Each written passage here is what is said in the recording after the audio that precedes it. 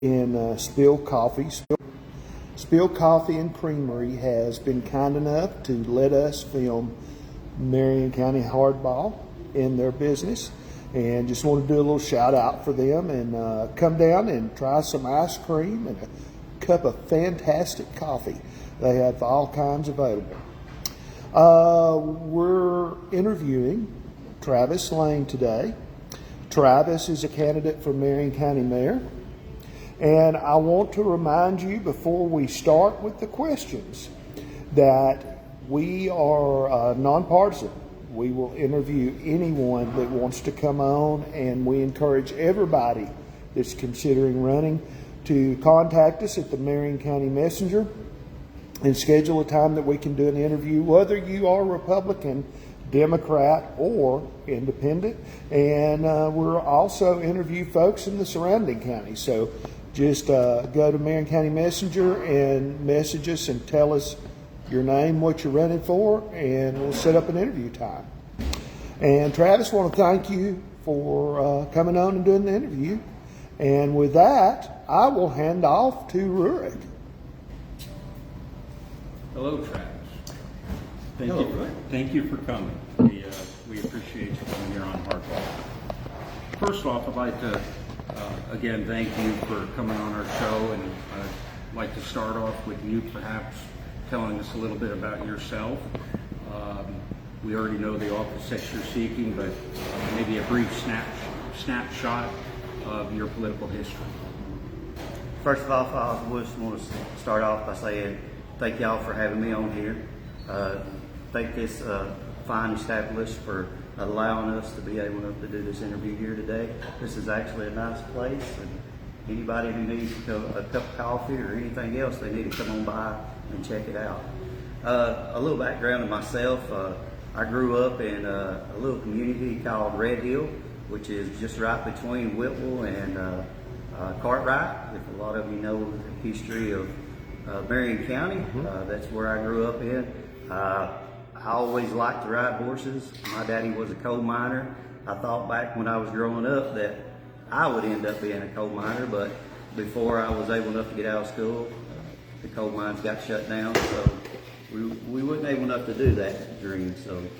But I graduated from Whitwell High School in 1995. Went straight to work. One thing my parents taught me was if you wanted anything out of life, you had to work for it. And I worked for it. I stayed with the first company I was with, which was Ply Gym, which it ended up being Verifone, but I don't remember what their name is now. They changed again, but I was there almost 20 years. And then I'm at the company I am now, General Shell, which I am the yard manager. And it's been a good experience. I work hard every day, and I'm just on that principle. You know, you got to have morals and values, and that's what I stand on. And I'm married to my wife Marie. We have 4 sons, and we have 8 grandchildren. That's great. And I enjoy every day when I come home. Those grandchildren there, they love for their pop. That's what they call me. To get on the trampoline, jump on trampoline, wrestle with them, and it's a enjoyment out of life to be able to do that. That's life. That's living. Okay. All right. Well, we'll jump into some questions. What are your top priorities for improving the quality of life for the residents of the county? I think first we have to put the people first. I think so many times we forget to ask the people how they feel about what their local government is doing. And I believe that we have to come back to that center thing to know that the people are the success of our county.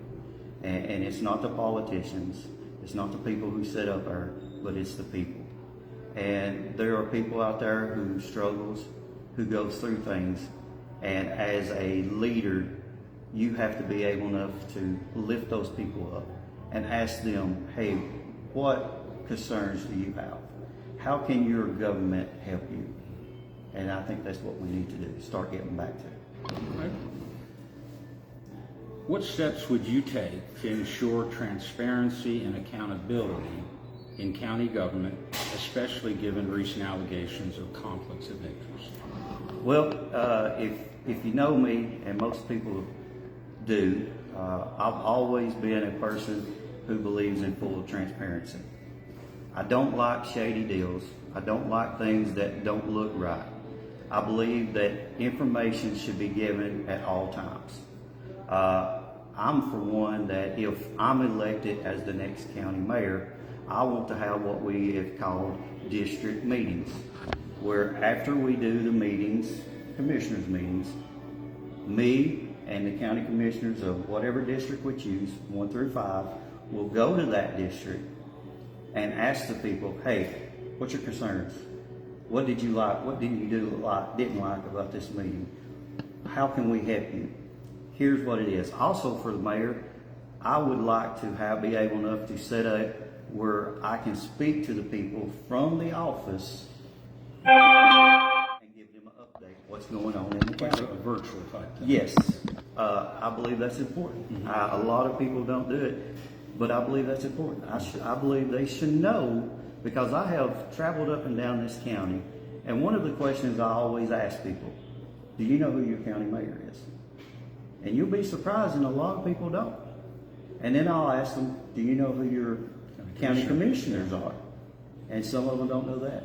I believe as an elected official, your constituents should know who you are. I can't disagree with you on that. How do you plan to address the concerns about ongoing development and the impact on our community? Listen, corporations and developers, they don't get to decide what the county needs. That power belongs to the people. It always has, and it should always will. And if I'm county mayor, I'm going to make sure that the people comes first. I'm going to make sure that nobody takes advantage of our county. I don't belong to any clubs. I don't belong to any cliques. I believe you have to be fair. I believe that they should not pressure anyone into doing anything they want. We have to realize that this is not our county. It belongs to the people out there. The people who goes to that voting box and votes for us. They are our boss. And I believe anything that comes up about a corporation coming in or a developer coming in, I believe we should take that to the people first and let them know. You mean like a referendum, or how would that look? That would look like we would call a meeting and says, here is the developer. He is going to go over what he's planning on doing, and we want you to hear what his plans are. I do not think that it should be a closed door session. I think that it should be an open door session. I think that you should know up front what's going to happen, what effects this is going to have on the single family or the entire community itself. Well, I like what you're saying. I just don't know exactly how in the heck we do it. Working together. Yeah. Well, how do you propose to work with the county commission and the sheriff's department to serve the best interests of our citizens? First of all, I think what we need to learn how to do, and I've seen this in our last several years since 2022, is that we need to put our egos aside when we go into these meetings. We shouldn't be fighting back and forth with each other. We should be able enough to sit down as normal people and come up with solutions to fix any problems or concerns that comes up that affects our county. That goes from either it's the sheriff's department, the highway department, the board of education. We should be able enough to be adults and sit down and come up with solutions instead of getting nothing done but yelling back and forth to each other. What are your ideas for improving our county school system and providing better educational opportunities for our children? Well, that's an interesting question, because here lately I've heard a lot of people put our schools down, and that kind of bothers me, because it wasn't long ago the paper had came out and said, you know, a couple of our schools here in Marion County was the top. And most of about all of our schools in Marion County are doing better than many schools in other counties around us. So that question is one of those that really bothers me, because we have great teachers. We have a great staff. And I think it's time that we stop blaming everything on the teachers and help them out. I think if we would come together as parents and we come to these meetings instead of yelling at one another, I believe if we sit down and say, hey, how can I help this child learn? And I believe, around our country we see different things taking place where here lately they don't teach what they should be teaching. They try to teach other stuff. Well, if you teach math, you need to teach math. If you teach social studies, you need to teach social studies. There's also, I would like to see trade school classes come back in the high school. There is a lot of needs for trade schools, for masons, for HVAC, for electricians, for welders. Those right now are the top jobs out there. You don't have to go to college. Those are top paying jobs. We need to be able enough to give that to our children and say, hey, here's an opportunity for you to make a great living for your family. And you don't even really have to leave the valley to do it. You can stay right here in the county. And the company I work with, there's a program that the federal government has started, and I can't think of a name right now. I'll get back with everybody on it, where the mason products that we sell, like brick, mortar, block, 3 cents of that goes into a fund program that schools can actually apply for so that they can bring those to their schools. I think the question related to the performance of the schools are based on a letter score, A, B, C, D, such. And actually Whitwell did well. Yes. I think they were scored at a B. I think Marion County, if I'm not mistaken, was a D. So the question is more is what tools do they need, or that you think they need, in order to help those schools get up to a suitable grade level, like a B. For, we'd love to see A's in every one of our schools, but we're not seeing that. Right. So I guess the question is do you think that it's money that they're lacking, or do you think is there a possibility that we do have to change or tweak the way we're doing things, or what could you do as a mayor to make it so that the school system, there's nothing in their way, and hey, we'll do X, and with that X we can expect a B or an A, like what will? Well, first of all, I think the mayor would actually have to talk with the school superintendent and find out what do the teachers and the staff need to succeed. And I think you go from there. I also think the burden falls on the state. Is the state providing our county the best resources for us to get to from a D to an A, or whatever it is? Yeah. And I think that's where we need to start. We need to talk to our representatives, and we need to find out these questions. Hey, what resources out there can you help us in our school? If it's more money, hey, I would have to say I couldn't imagine what a school teacher goes through each day, because I know when I have several of my grandkids over, I know what I go through. So I couldn't imagine having 15 or 20 kids that you have to sit down and teach. Right. And they're worth every penny of the money they make. And I believe they deserve more. Because if you want good teachers, which we have great teachers here, they do have to make good money. So you're saying you basically what you pay for is what you get. And yes. Okay. You think the same thing applies with the sheriff's department, that if we're paying our deputies a wage where they can take care of their family and do a lot of things that they might not have to moonlight, and do you think that as mayor that's something you would promote, is paying these officers more money? Yes, because I would think you would have to be, and it's just like everything else. Nobody thinks about cops or police departments until you need them. And then they can't get there fast enough. Same way with fire departments. Nobody thinks about it until you have a fire, and then you're like, well, they can't get there fast enough.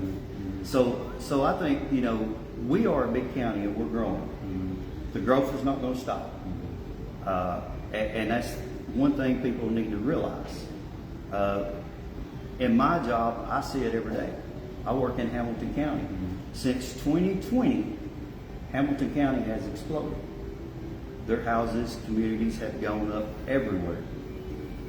Well, with that growth, you have to provide protection. With that protection, you have to make sure these officers are making a great pay. So yes, I do believe that a police officer needs to make good pay because that person is putting their life on the line every time they step in that vehicle. Great. Okay, this kind of goes into your experiences. What experience and qualifications do you have that make you the best candidate for the county mayor? I think overall, I love this county. And if you love something, you don't threaten it, you don't punish it, you protect it, and you fight for it. And I believe that you have to work hard and you have to give it your all every day when you step in that office. It's not easy. I applaud the mayor and every commissioner and every office holder who is sitting there today and those from the past because they chose to put their name on that ballot and they chose to serve the community. I want to serve this community. In my job, I have to, what we say, I deal with freight brokers. So I have to make sure I get the right deal for them to haul freight. And I believe you've got to have somebody who is willing to make sure this county is getting the right resources and the right price. It's the same way with, let's take that, we're building something, okay? I see the state of Tennessee when their highway department, before they start any projects, they already have that money for that project. And I believe that's how you need to run the county. I believe you need that money already for that project. I don't think the county should ever go in debt for anything. Because if you put the county in debt, you're jeopardizing the people. You can't do that. You got to make sure that the people is taken care of on all costs. That's our job as public officials. We work for these people. They should trust us. They should have faith in us that we can do our jobs. And if they vote me in, I'm there 100% in. Ask anybody I have worked with, every job I went to, I've always given my all and above. I'm there before I have to be, and I stay when I need to be. I'm the last one sometimes out. And I make sure stuff gets done. I juggle different things during the day. I've got different things I have to do. You learn how to multitask. And you make sure things don't fall through the cracks. Because that is the worst feeling, to know that something hasn't got done and that somebody is left behind. We can't leave anybody behind. Everybody's important. It doesn't matter what community you live in, what city you live in, what town you live in. You are important.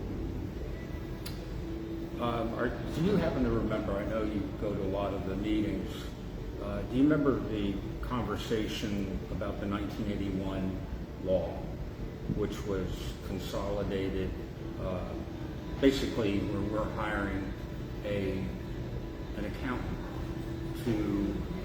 because that's their bailiwick, that's what their profession is. And then there's a board for which you're on. But that individual is a professional for accounting.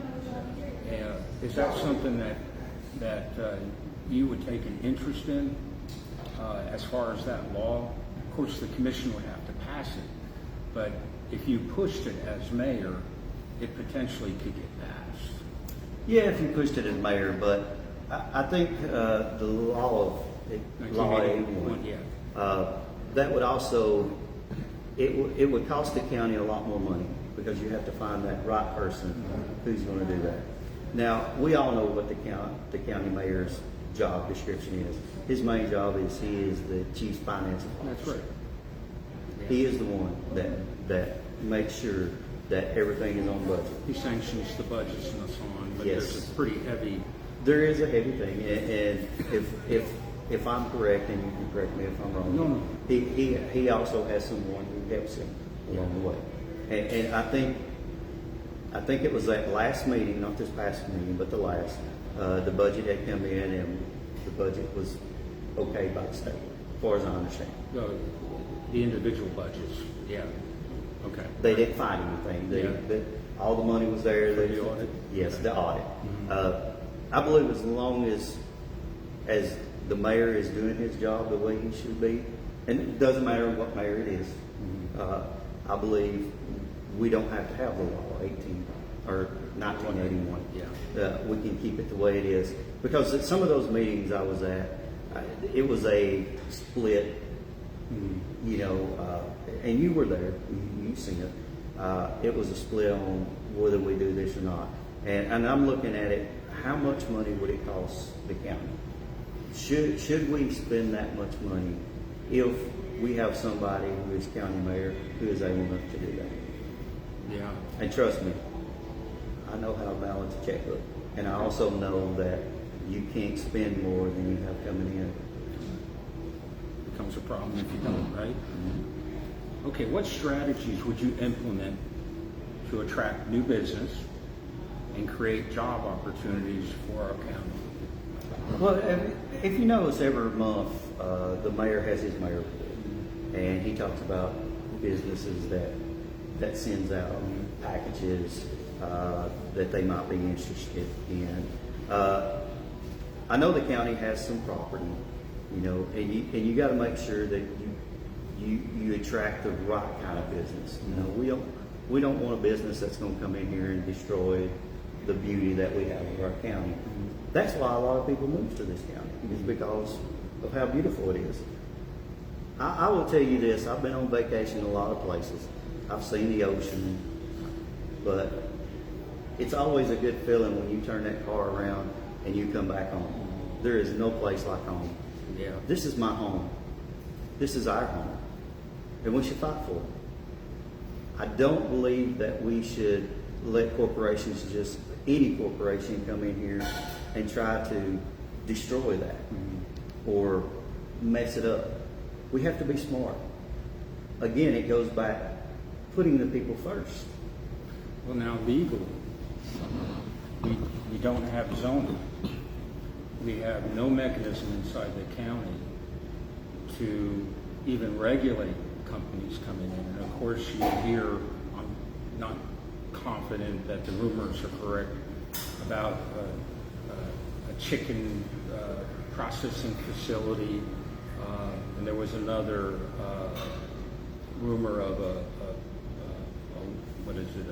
mill, Paper mill. Paper mill. which would stink up this entire valley. Today, as we don't have anything like a special powers act, and we don't have zoning, legally, that corporation can come in here and there's not a dang thing. As long as they meet TDEX requirements and state requirements, there's nothing the county can do. So having a vehicle, how would you, or not having a vehicle, and the commission has no vehicle, what can you do as mayor? The commission has a lot more power than what they they actually have a little more power than the mayor. As a collector. Yes, you know that as well as I do, because you were a county commissioner. Again, as we see what comes across the mayor's desk, or what we hear what comes across the mayor's desk, we have an opportunity to share that information, whatever information is, with the public, with the people. I believe that when it comes to, if it's a paper mill or a chicken factory or whatever, that we look at that as a collective body of the government plus the people. And if it doesn't suit us, we have a voice. and it's called We the People. And you could say, and you could go back to, and I know where you're going with that question, was the Powers Act that didn't pass.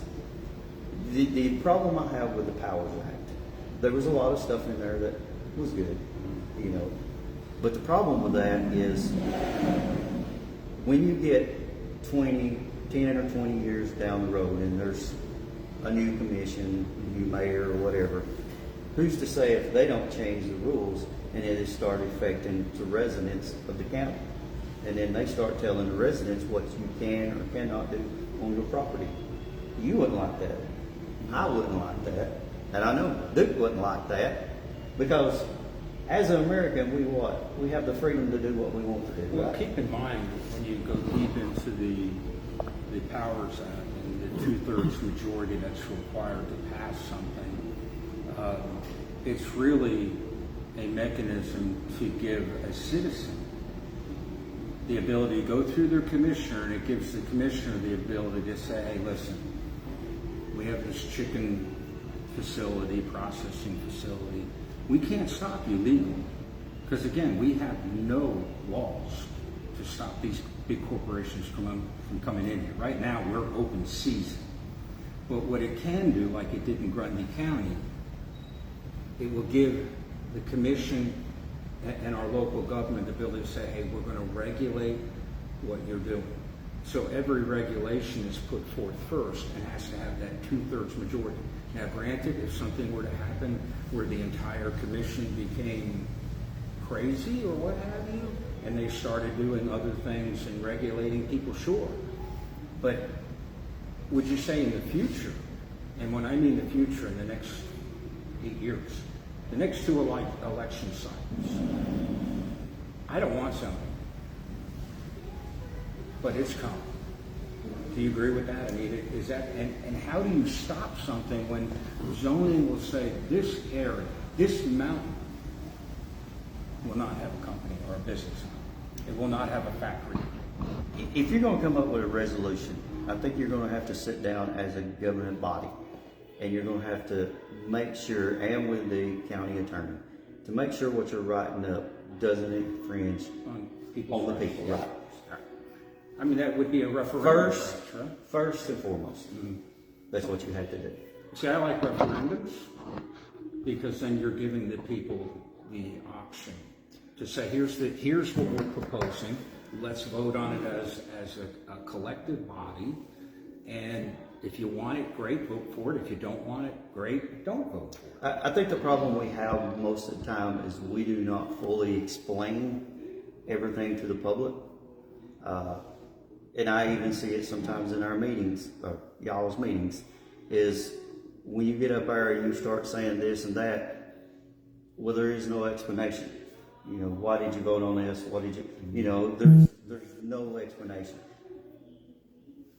If we don't have that information, we have no idea what you're voting on. I mean, you know, so what I think it is, if you come up with a resolution and you bring all these people together, the whole county, and you say, okay, we're going to come up with this for zoning or whatever, you know, so that, say, a chicken plant in 10 years or a paper mill in 10 years or 20 years or whatever wants to come and do this.